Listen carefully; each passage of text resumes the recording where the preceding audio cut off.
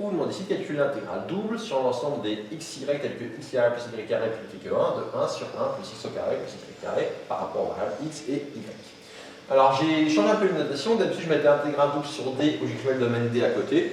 Il est possible parfois que vous voyez ce genre de notation, du coup autant vous y habituer.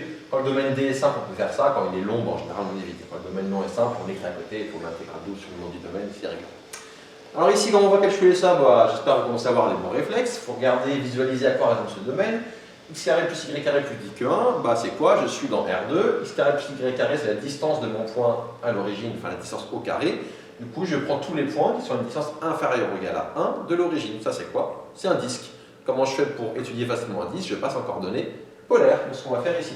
Coordonnées polaires, je vous rappelle, x égale r cosinus θ, y égale r sinus θ et dx, dy égale r dr dθ. Et c'est parti. Ça va donner donc l'intégrale double. Mon disque de centre 0 et de rayon 1, j'ai mon r qui va de 0 à 1. Quand je prends le disque complet, θ il va être de 0 à 2 pi. C'est assez classique maintenant normalement. 1 sur 1 plus, le c va être classique, x carré plus y carré, réflexe, ça vaut quoi? Ça vaut r carré. Donc la fonction, je vais m'appliquer, ça c'est un 1, ça c'est un 1, ça c'est un r au carré. De r dr dθ. Ça va nous donner l'intégrale. Pour r, ça va de 0 à 1, j'ai du r sur 1 plus r au carré dr. Et pour θ, ça va de 0 à pi, et j'ai du dθ.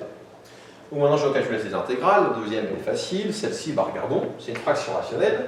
Quand j'ai une fraction rationnelle, je vérifie est-ce que c'est pas de la forme u' sur u à une constante près. Si c'est pas le cas, des choses plus compliquées, mais on commence par vérifier ça. Quand je dérive le dénominateur, dérivé de 1 plus r au carré, c'est 2r.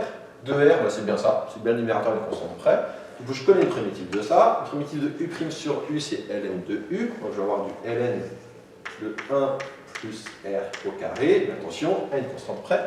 Quand je dérive ça, j'ai un 2 fois r qui sort. Là, j'ai pas de 2. Du coup, je compense en mettant 1 demi ln de 1 plus r au carré.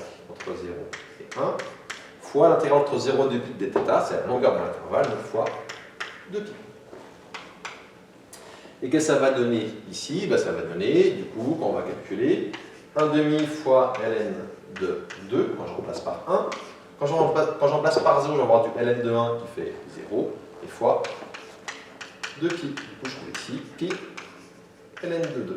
Et voilà qui termine le calcul de cette intégrale.